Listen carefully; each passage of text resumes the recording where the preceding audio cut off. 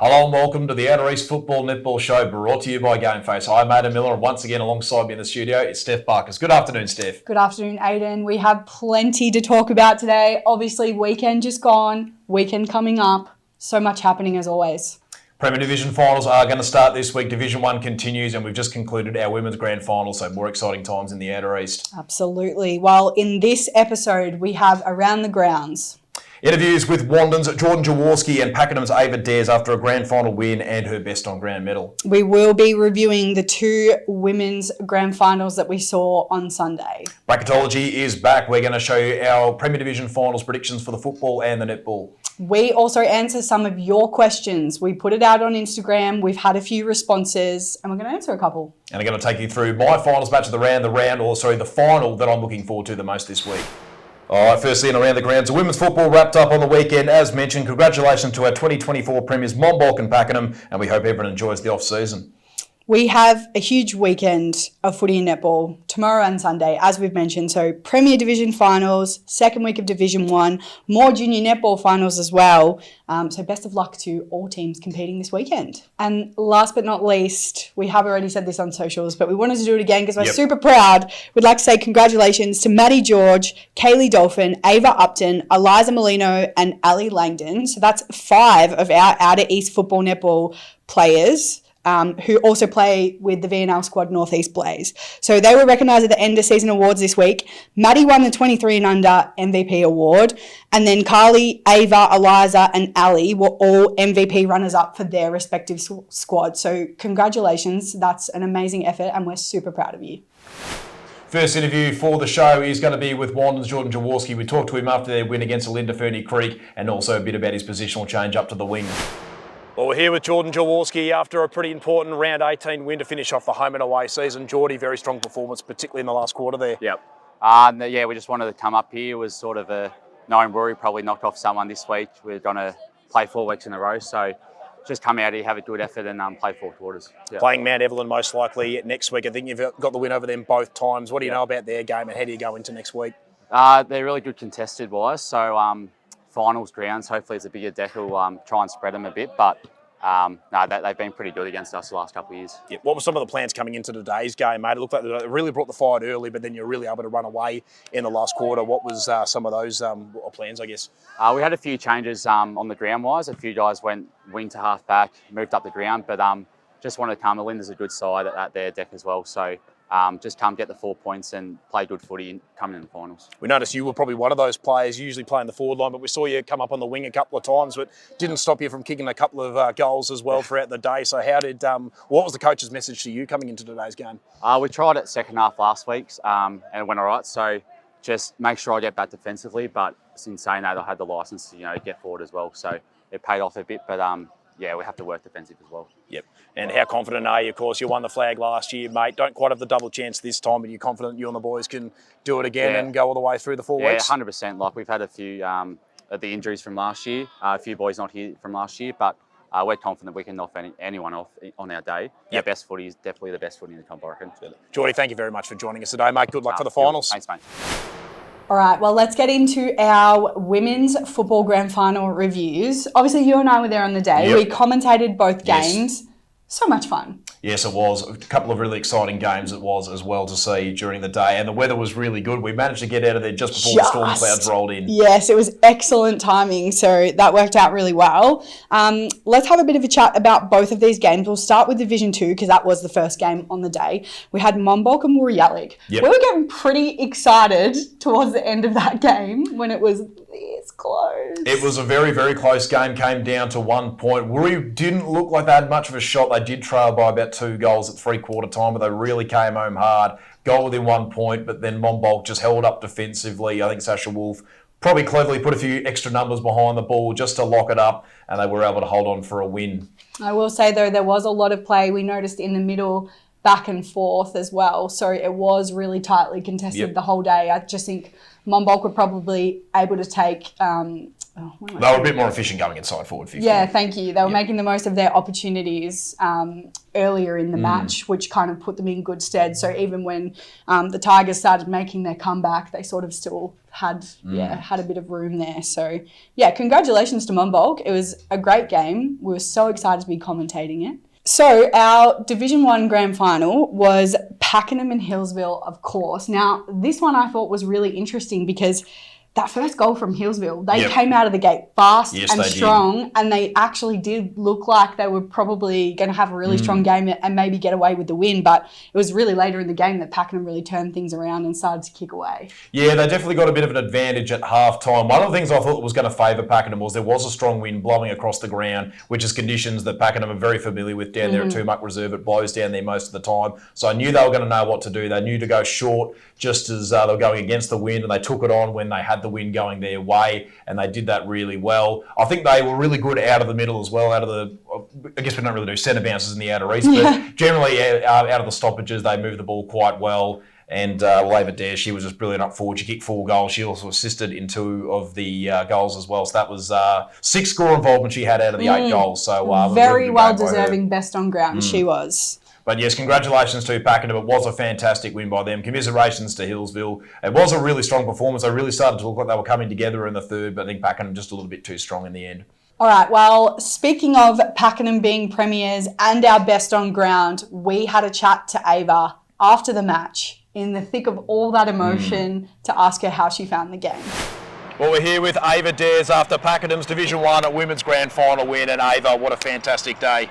I know, it was a pretty good win. It's still sinking in, but the girls did really well. It was a team effort, 4 quarters, and, Hillsville fought hard. But yeah, what a win. It's a really strong season overall, Ava. Of course, you just missed out in the grand final last year. Do you think you used some of that disappointment to really fuel the just going a step ahead this season? Yeah, 100%. I definitely think it was fuel to the fire, and we were all hungry for more. And I think, that just brought us here today to get the win. Yep. You really had control of the game in the first half, and then they started to mount a bit of a fight back. Yeah, probably early days in that third quarter. What were probably some of the message from the coach just to kind of quell the influence a bit when they started to look a bit hot in the third? He just said, just keep on fighting, stay composed, just keep on head over the footy, and just don't give up. Yep. Pretty strong wind going down towards, I guess you call the Kilsyth end of the ground today, but probably didn't matter for you too much because I guess you're used to playing in those kind of conditions down at Tumac Reserve for your home games. Yes, definitely. It's a bit windy over there, but I think we did well to read the wind. Yep. And really used it to our advantage. Yep. And also 4 goals for yourself. You got the double dangles, the best on ground, as well as the Premiership medal. Yeah. And I think even 2 goal assists, so a really good day by yourself. How were you feeling coming into today? I was super nervous. I was in tears, to be honest, before the game and after the game. But I just locked in, and the girls were behind me all the way, and they really helped with that. Yep. And plenty of celebrations tonight, I'm sure. Going to be enjoying it for the next week or so, I take it? Oh, 100%. Yep. It's got to be all around the school. You believe it. Ava, thank you so much for joining us, and good luck for next season, and well done on the Premiership. Thank you very much. Appreciate it. Just as we did last week for Division 1, we're going to do the same for Premier Division this week. We're going to take you through our predictions for the entire footy series and the entire netball series. So let's start with the footy. Who are you going to go with? Week 1, we've got Wandin versus Mount Evelyn. We've got Upwey Tacoma versus Alinda Ferny Creek. And in those 2 games, I reckon Wandin and Upwey will take the wins, and then they'll play each other next week in what will be the first semi. And then, of course, Narry Warren and Woori Alec will take on each other in the second semi. So, of course, the winner of that through to the grand final. Winner of semi 1 will then play in the prelim against the loser of semi 2. I reckon Wandin are going to win that first semi, knocking out Upwey Tacoma. I think Narry will progress straight through to the grand final, leaving a Wandin and Woori preliminary final like we've seen the last couple of years. I think Woori on this occasion are going to get the win through to the grand final, and I think Narry, though, will win the grand final and take home the Premiership for 2024. Well, I'll be honest, we haven't agreed exactly on, I don't think, any of our bracketology so far, but this is one that I absolutely agree on. Yep. I have exactly the same as you. I do think Woori will make a good play for it, but I do think Narry will just be too strong in the end, and they will be our 2024 premiers. Let's jump over to Premier Division Netball now, obviously looking at A grade. Take us through your bracketology. In the first week, we got Wandin taking on Monbulk in the first elimination final. Pakenham v Emerald is going to be the other elimination final. I reckon Wandin are going to win in their final against Monbulk. I reckon Emerald are actually going to take down Pakenham, and they'll go through to the second week taking on Wandin. And then, of course, Narre Warren will take on Mount Evelyn in the second semi-final. I reckon Wandin will win the first semi, progressing through to the prelim. I think Mount Evelyn are actually going to beat Narre Warren in the second semi. They've beat them both times this season, so I reckon they will go straight through to the grand final, leaving Narre to take on Wandin in the prelim. And I actually think Wandin are going to win that prelim. They haven't been able to beat Narre so far this year, but they've been a little bit under strength in both of those games. I reckon they'll come good on this occasion, and I reckon then Wandin will go through to win the grand final against Mount Evelyn. Interesting. All right, I'm pretty different from you on this one. Yep. So my two semi-finals, obviously the elimination finals are the same in the first week. So my two semi-finals, I have Narre and Mount Ev, and then Wandin and Pakenham. Yep. And then for my prelim, I think it will be Narre and Wandin, with Wandin going through. So I have a Wandin Mount Evelyn grand final, but I actually think Mount Evelyn are going to get the job done, and that they will be premiers. I think they're a super strong side, and I just feel like they can get the job done. Going to go through what I reckon is going to be my most exciting match of the round. So the games we're going to be covering this week, firstly, in Premier Division Netball will be between Wandin and Monbulk, and then in the footy we'll be doing Wandin versus Mount Evelyn. Then on the Sunday we're going to be doing in the netball Warburton Millgrove versus Seville, and then Seville versus Hillsville in the football. The game I'm looking forward to the most, I reckon, has to be that second semi-final in Division 1 between Warburton Millgrove and Seville. The two sides have been top of the ladder all season. Right from the get-go, I've always thought they were going to be the two grand finals. It's very much looking that way. Both sides have beaten each other once throughout the season. Plenty of big matchups. The two ones I'm mainly looking forward to probably going to be Cleo Mini going up against Morgan White, the centre, and Louisa Soleimani trying to stop Bianca Daniels, who's got over 400 goals this season. So really looking forward to that game. Yeah, amazing. I am in the same boat as you. Absolutely. I'm very much looking forward to seeing how that one plays out. Well, we have an interesting segment this week. Thought we'd just throw it in for a bit of fun. Why not? Give the people the chance to ask us some questions. So we put out a little question box on Instagram, asked you to send in some questions. And for this week, we've picked 4 that we're going to chat through and answer. We'll probably do this in future weeks. So if your question didn't get answered this week, or if you come up with one during the week, please send it to us. We'd love to hear from you. But this week, our questions are here. You can start us off with the first one.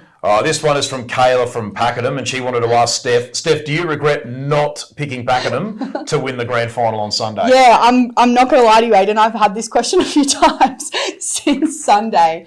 Look, I don't regret it. I feel like Hillsville have had a really good year.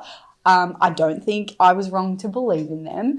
And as I've said to you a couple of times, I think if we agreed on everything in the show, it would be boring. Yes. So not bad to have a difference of opinion. But yeah, I mean, congratulations to Pakenham. They played phenomenally.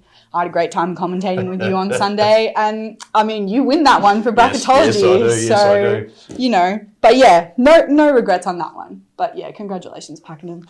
You played amazingly. We had another one from Sam who wanted to know who we thought was the most damaging forward line, midfield and back line from the Premier finals teams. Yep. So let's start with forward line. What's your answer for that one? I'm going to go with Wuri Alec for the forward line. You've got names like Josh Neal, Taylor Gibson. You've got both the Arnolds, Brad and Mitch. You've also got Benny Munkhorst who can play up there. Even Zach sometimes rests up there when he's not playing in the ruck. I really like that forward line, particularly those two spearheads, Josh Neal and Taylor Gibson. Yeah, I agree with you. They are a strong forward line, but I've gone with Narre Warren. Now, Sam Toner, I've heard rumours that he's supposedly injured. I think they would be stronger if Sam is able to make it back for finals. But I still think they're pretty strong without him as well. I feel like they've got quite a lot of depth. So, you know, Will Howe, Riley, Jesse Davies, Tom Toner, who they've thrown down there a couple of times this year and done pretty phenomenally. So, for me, I think Narre do have the strongest forward line in Premier. Let's look at midfield. Going to go with Narre for the midfield. You've got Big Hayden Dwight tapping it down to Kurt Mutimer, Tom Toner, and also Brad Scalzo. And you can sort of see by Narre's form throughout the whole season, I reckon that's definitely the midfield for me. Well, that's very interesting because we've reversed now because you've got Narre for the midfield and I've gone Wuri. You've gone Wuri for the midfield. All so, right, take us through it. As you say, Zach Monkhorst, he will play up forward sometimes, but He's mainly pretty a dominant in the ruck. He's a main ruck, but he's a part-time forward, but he mainly plays ruck. Obviously got the captain in there, Cody, Liam O'Day, Geordie Williams. I think they're pretty strong in there. So. For the back line, I've gone with Wandin. You've got the two Ladner boys, John and Daniel, very experienced the other day. Lou and Jones. You got Tommy Hines, one of the co-skippers. You got Todd Garner and one of the Hodgett boys as well, Sammy. So usually pretty steadfast is that Wandin back line and usually look after the rest of the team. Well, I've gone with the stats here. So I have gone Narry Warren once again for my back line. Joel, the captain, is obviously down there. Josh West also down there. Two players I think are pretty strong. Points against, when we look at that on the ladder, they've only had 950 points against. And then when you look at Woori, who's second on the ladder, they're 1,057. So there's quite a difference even between 1 and 2 from that point of view. So I do think they're really strong. There's a reason that I've tipped them as my premiers. I'm going Narry again. No, fair enough. Next question here is from Ava, and I'm a bit suspicious about this one because the question is best performance of the whole final series so far, and we've only had 2 grand finals, so I reckon Ava's just trying to get us to give her a plug, but it probably is you, Ava, so you've done a good job there. Well done. I'd probably pick from the women as well because obviously they're really the only senior final series that's been complete so far. Prem obviously starting this week. We've only had a week of Div 1. So if I was picking from the women, I mean, it's pretty hard to go past her with their performance, especially on grand final day, which we've already talked about.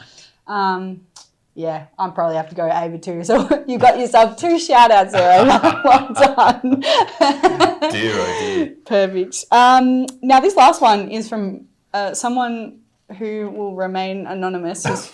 His first name's Harry, but we won't be giving anything else away there. Because we've had a little scoop here, Aidan. Yes, we have had a little scoop, which is interesting. So Harry said, have you heard about the bus from Heathmont to Monbulk next year?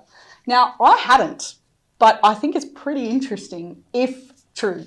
Yeah, look, I did hear about the bus from Heathmont to Monbulk, and I reckon I actually probably started that, to be perfectly honest, a couple of years ago when I came up to, not that I went to Monbulk, but came up to the Outer East and everyone's following me. So yes, we have heard about the bus from Heathmont to Monbulk for sure. Very interesting. Well, obviously, we'll see. We'll see if there's some names that pop up at Monbulk. The rumours might be confirmed in a couple of months, but we don't know. We don't know, but who knows? Could be a scoop right here on the Outer East Football Netball Show. Well, that pretty much wraps up all there is to talk about in the Outer East this week. Remember, if there's anything you'd like to see in the show, make sure you leave a comment down below. Steph, thank you for joining me again in the studio. No problems at all. For all the viewers out there, don't forget to get your game face on.